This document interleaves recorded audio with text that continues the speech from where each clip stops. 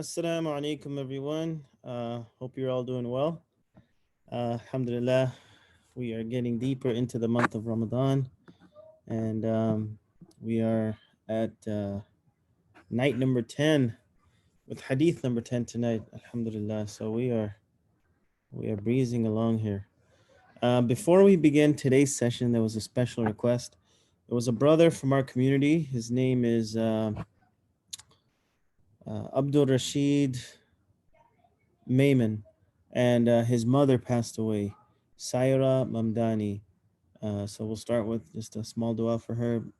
SubhanAllah bihamdi, SubhanAllah al-Azim. O Allah, we ask you to have mercy on her soul, grant her Jannat al-Firdaus, and accept her, into Jannat al-Firdaus bighayri hisab, and save her from the punishment of the grave and punishment of Jahannam, and forgive her sins, Ya Allah, and have mercy on the family and grant them sabr during this difficult time. Ameen, Ya Rabbal Alameen. Wa sallallahu ala nabiyyina habibina. Ramadan, by the way, is a very virtuous time to pass away. Um, if we're all fortunate enough, it's a time when the gates of mercy are open and the gates of Jahannam are closed. So may Allah subhanahu wa ta'ala grant us all honorable deaths, and may He give us, first of all, long lives in which we perform righteous deeds. Ameen, Ya Rabbal Alameen. So, today's session, we had a very interesting talk yesterday. A lot of people, or not a lot of people, but there were some questions regarding CBD and marijuana and so forth, and just kind of wanted to follow that up. So, someone pointed out that CBD is not the same as marijuana, which is true to some extent. Now, as far as CBD itself goes, there's oils, there's lotions, there's all kinds of things. Um, so I even consulted with another imam earlier today, and here the reality is this: they didn't want to give me a straight answer. The reason being, I believe, is because there's still a lot of research being done with CBD. There's a lot of research being done with CBD, and I don't know if we truly know the effects of it. Um, and the issue is the TCH that's in it, which causes changes in your psyche, in your mind, your mental state. Some say there's nothing, and others say it's so minute that it's uh, irrelevant. It's insignificant. So I did see some fatwa where the scholars allowed it for medicinal use, or for medical purposes. Um, but there was really not much in regards to recreational use, and to be honest with you, it's a very shaky ground if you were to touch it for recreational use. If you have a medical reason to use it, there is a clear permissibility, especially uh, according to the Hanafi scholars and others as well. But once again, that has to be a clear medical necessity. But in regards to just recreational use of CBD, um, you'll find some websites, by the way, that say it's allowed. And what they do is they just kind of they pull one fatwa from islamqa.info, which it says, the consumption of CBD is okay because it doesn't contain TCH and so forth. But the reality is, it wasn't a detailed fatwa, in my opinion. Um, it didn't really go into recreational use versus medical use and so forth. So be very careful. That's all I want to say. If you need it for medical reasons, that's a whole nother story. But if you're simply using the stuff because it relaxes you, it makes you feel better, um, I would I would still advise to opt on the side of caution. And typically, especially because it's still something very new. I was reading other articles too, And they're not like in depth, but they are out there where they say, it kind of does have the same effect as marijuana. I mean, there's both sides of the story, of course. So, I mean, with that in mind, I would just say, there's another hadith of the Prophet ﷺ, دع ما يريبك إلى ما لا يريبك. Leave that which is doubtful to that which is not, doubtful. Or leave those things that put you into doubt, um, to those things where there is no doubt at all. It's clearly okay to do. So I would just advise our young ones, and I know it's hard because a lot of them are doing this stuff, but um, you know, c- occupy yourself with other things. The reality is, usually these folks that are involved with marijuana and CBD, they're not really in touch with other parts of the deen in regards to like Quran and Hadith, Sirah, Fiqh, the other sciences, and so forth. I think if we keep ourselves occupied with good things, then it won't really be an issue for us. But if we're kind of laxed in terms of doing different righteous deeds, and they could be many different things. I mean, it doesn't have to be little or literal studying of text and so forth, but you could be out doing actual good work with charities. You could be out, joining nonprofit organizations to help feed homeless, perform good deeds for people, help people in need. There's many good things you could do. Um, just try to keep yourself occupied with that. The reality is, when we get bored and we sit at home and you have some friends that come over and want to do it, and you probably want to do it too, and then you want to find an excuse to do it, or at least, make it feel that it's not sinful for you to do. So, just be very careful.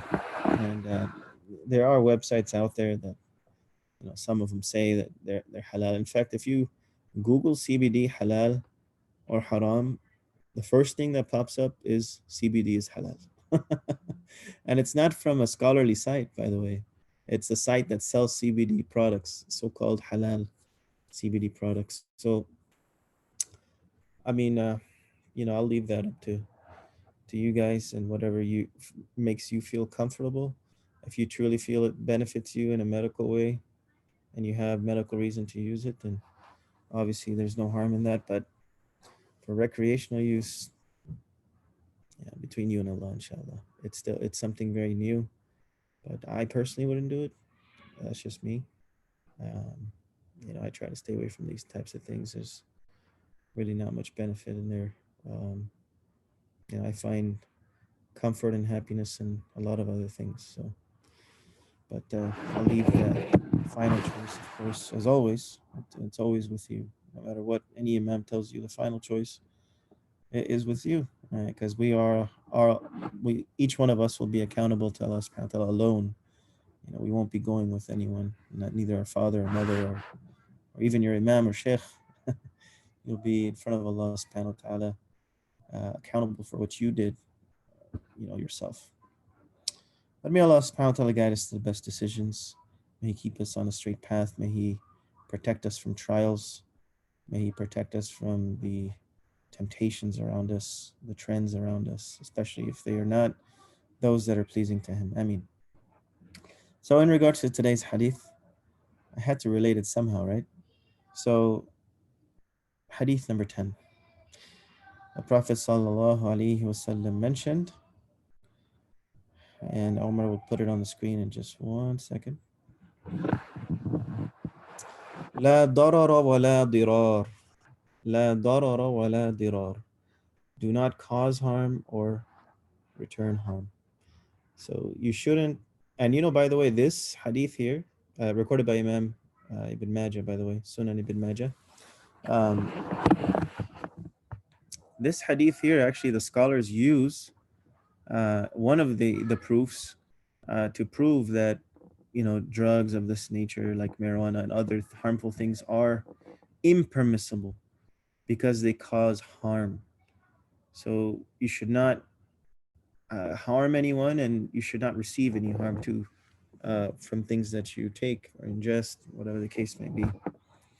Um, Very important hadith. Of course, there's so many ways to apply this. First of all, physically, you should not harm people. Something we teach our kids at a very early age, right? Don't hit each other. Don't hit your brother, your sister, other friends in school. Keep your hands to yourself. There's another famous hadith that we all maybe learned as a child, as when we were children as well. Our Prophet ﷺ mentioned, "Man salim al Muslimuna min lisani wa yadi." Al Muslimu man salim al Muslimuna min lisanihi wa yadi. A Muslim is someone who others are safe from his hands and his tongue. They don't cause harm physically, and they don't cause harm verbally. Um, it's so sad. We mentioned the example of kids, of course, and they make mistakes sometimes, and we admonish them and we teach them not to do it. And for the most part, they do a great job. But believe it or not, the most dangerous thing is when we grow older and become abusive. That's really harmful. Uh, Something very common, abusing your spouse. Unfortunately, this is a terrible, terrible thing. The Prophet ﷺ never touched one of his spouses abusively once in his entire life. And people always quote the verse in the Quran, which is very misused, it's misunderstood, and even the interpretation behind it is also misunderstood. But nevertheless, they quote that to prove that Muslims beat their wives. Look at the life of the Prophet ﷺ. He never hit one of his wives in his life. Never did. Now that verse in Surah An-Nisa, there's a lot of what you might call it, conditions in order to even get to the point where you can restrain your wife from something. But even the amount that is allowed is so minimal that it will not cause harm. It's more for restraint to calm someone down. Um, but nevertheless, Prophet ﷺ, who's a better example of someone who practiced the Quran? Um, he never had to get to that point where he had to even physically restrain one of his wives. He was all merciful. He was very merciful, as Allah Subhanahu wa Taala describes him in the Quran, and and he was sent down as a mercy, and he definitely acted upon it. But spousal abuse, it's a big problem today, and believe it or not, especially during this lockdown, this coronavirus lockdown, domestic violence has increased. It's understandable, people are home more than they happen to be, and then they end up arguing more and fighting more, and then sometimes it even turns physical. So we gotta protect ourselves and make sure we don't fall into this trap of shaitan, where he makes us, abusive to our spouses. I still remember. I think I mentioned this once before, but I was at a masjid um, to give the khutbah. I was in the parking lot actually before the khutbah was starting, and a family was coming out of their car, and this man was cursing at his wife so much, um, basically almost every bad word he can think of, uh, saying it out loud in the parking lot. I mean, there weren't too many people around, and I don't think he saw me in the car right next to them. But he was just so verbally abusive. It was sad to see. I actually almost wanted to cry at that time because his kids were right there watching. And the crazy thing is, after the khutbah, this guy comes to me and he says, I got a problem with me and my wife. And he says, I think I think there's some magic on us or something, and some other powers that are causing problems between us and my sister-in-law and whatever he was saying.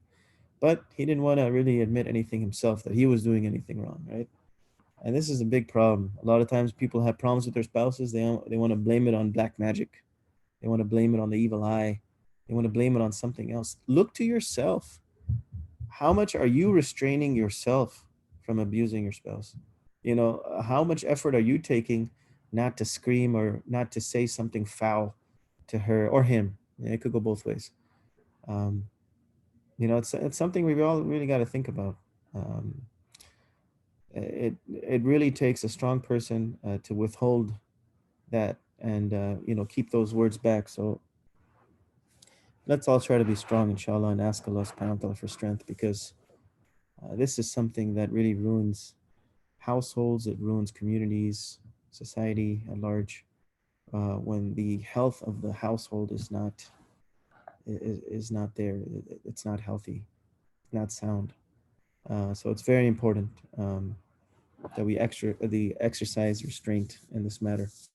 And when it comes to strength, you could be a bodybuilder, you could be a strong person, but if you can't control yourself with your own spouse and your kids and your family, for that matter, some people are even abusive to their parents. Na'udhu billah. They're already weak and old, but they'll still say bad things to them, and it just blows my mind when I hear about that. But you could be as strong as you think you are, but if you cannot control your anger, then you're really weak. Our Prophet ﷺ, uh, has mentioned that in a hadith, uh, لَيْسَ الشَّدِيدُ بِالسُّرْعَةِ. The strong person is not one who has physical strength, but rather it's the one who controls himself during times of anger. So may Allah subhanahu wa ta'ala give us that real strength, and not just the physical strength, which is good to have too, but also that strength to restrain ourselves, to have sabr, um, and exercise patience and silence when things get rough. May Allah subhanahu wa ta'ala give us tawfiq for that. So, do not cause harm, do not return harm. Very important concept in Islam, applies in so many ways. And, make sure you're not causing others harm. Sometimes it could just be a look. Maybe you're not even saying anything. Maybe you're not even physically doing something, or you're touching them, but maybe you're looking at them in a way that's harming them. You're frowning, or maybe you just rolled your eyes or just turned your face away. There's many ways to harm people. So, keep a smiling face, which is equivalent to sadaqah, equivalent to charity. It cheers people up, it makes people happy. And the next time someone harms you, try to return with a smile, inshallah. That's really what makes you a true believer, makes you a strong person. Is that when we respond to a hardship um, with dignity, with respect, when we respond to a difficult situation, a difficult person with dignity and respect, you return a frown with a smile, um, and you return anger with happiness. So may Allah subhanahu wa ta'ala give us all strength. It's not easy to do, it requires practice, but we got to do it, inshallah. Assalamu alaikum, brother. Does this refer to self-defense if attacked? uh, Good question. Um, self-defense is important in Islam. Obviously, if someone's beating you up, um, you got to protect yourself. There is, in that case, you don't just stand there. It's actually, not only is it permissible, but it can also be an obligation to protect yourself and your family, depending on the situation. There's many different ways of attacks, but yeah, if someone's physically abusing you, protect yourself. If they're verbally abusing you, and you feel that it may get to a point where they're going to physically abuse you, then try to seek help and let the person know that you'll report them, or um, if they're getting close to you, you can warn them not to get close. You have to exercise self-defense. There's absolutely nothing wrong with that. In fact, may Allah not put us in this position, but if someone were to break into your house and you died protecting your house, the scholars actually mentioned this person is a shaheed, because they were protecting their household. So um, self-defense is definitely there. But, to be honest, in most cases, it's usually just people might just say something foul to you because you're Muslim. Maybe they're just saying something to you in general. Maybe they don't even know you're Muslim, but they're saying something foul to you. The natural tendency for all of us is to is to answer back and say something in return, either equivalent or even more, right? And if they cuss you out, or your mom, you're gonna cuss their whole lineage out and so forth. Just hold back. Let them say what they want. Okay. Thank you very much. See you later. Allah subhanahu wa ta'ala says in the Quran, وَإِذَا خَاطَبَهُمُ الْجَاهِلُونَ قَالُوا سَلَامًا. when his servants on earth, when the servants of Ar-Rahman walk on earth, they walk with dignity. And he mentions when they are approached by jahil people, those that are ignorant, they're just talking rubbish. Qalu salam. They say salam, peace. See you later. Yeah, you don't need to argue with them. When you argue with an ignorant person, you're never going to win that argument. You're never going to win that argument. In fact, it'll make you look bad in some cases. So it's better just to observe silence in that case, which will be actually another hadith that we learn. Maybe I'll make it hadith number 11 tomorrow, inshallah. But silence is a great virtue. It's a great virtue. I hope that answered, inshallah. Um, so with that, let's do a quick rundown of the 10 hadith now. We have memorized 33%. We're a third of the way there. Hadith number 1, Ad-Deenun Nasiha. The religion is sincerity, recorded by Imam Muslim. Hadith number 2, Ad-Du'a Mukhul Ibadah. Supplication is the essence of worship. Rawahu Tirmidhi. Hadith number 3, Al-Mar'u Ma'man Ahabba. A person will be with whom he loves, or she loves, of course. Rawahu al-Bukhari wa Muslim, or muttafaqun alayh. Hadith number 4, Hubbuka shay'a yu'mi wa yusim. Your love for something might render you blind or deaf, and deaf. Rawahu Abu Dawood. Hadith number 5, Al-anatu min Allah wal-ajalatu min ash-shaytan. Calmness is from Allah and haste is from shaitan. This is something obviously that we need to apply, especially when it comes to controlling ourselves and restraining ourselves. You have to be calm. You got to be calm when the going gets tough. Rawahu Tirmidhi, recorded by Imam at-Tirmidhi. Hadith number 6, Al-haya'u la ya'ti illa bi khair. Modesty does not bring anything but goodness. Rawahu al-Bukhari, or recorded by Imam Bukhari. Hadith number 7, At-tuhuru shatrul iman. Purity is half of faith. Rawahu al-Muslim, recorded by Imam Muslim. Hadith number 8, Al-khamru jumma'ul ithm. Alcohol constitutes many sins. Rawahu Razin. Hadith number 9, Inna Allah jameel yuhibbul jamal. Allah is beautiful and He loves beauty. Recorded by Imam Muslim. And today's hadith, La darara wa la dirar. Do not cause harm or return harm. Recorded by Ibn Majah. So I hope you guys are memorizing these every day, inshallah. And if you need to practice all 10 at once or would like to say them to me just for practice, all 10, or anyone. I mean, if you want to, I'm willing to listen if you need to. Just let me know. You can just send a message in the chat and we can arrange a time later. Let me know. But try to memorize them in the Arabic language, in the English language, and also the source, inshallah.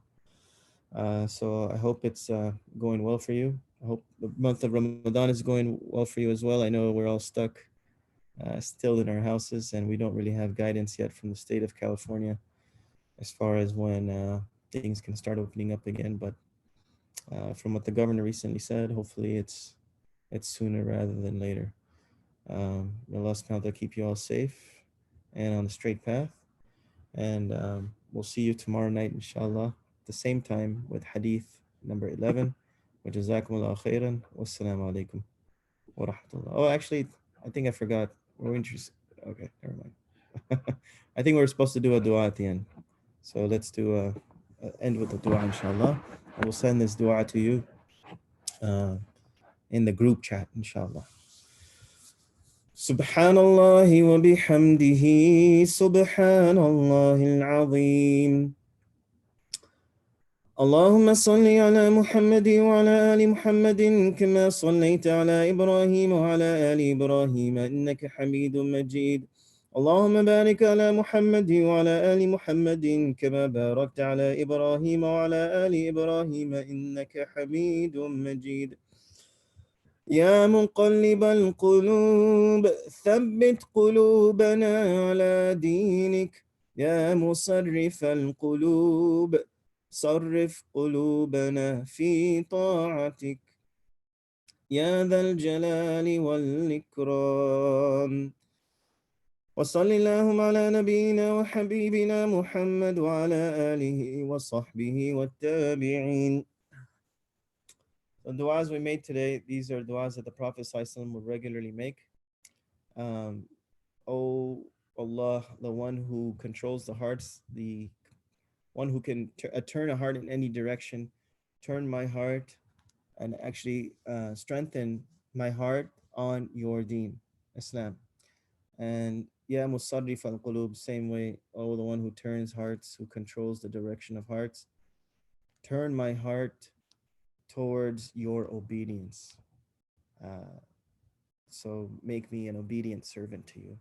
These are beautiful du'as. These are du'as the Prophet sallallahu alaihi wasallam himself would make. Someone that would receive wahi, revelation, but he would still supplicate to Allah.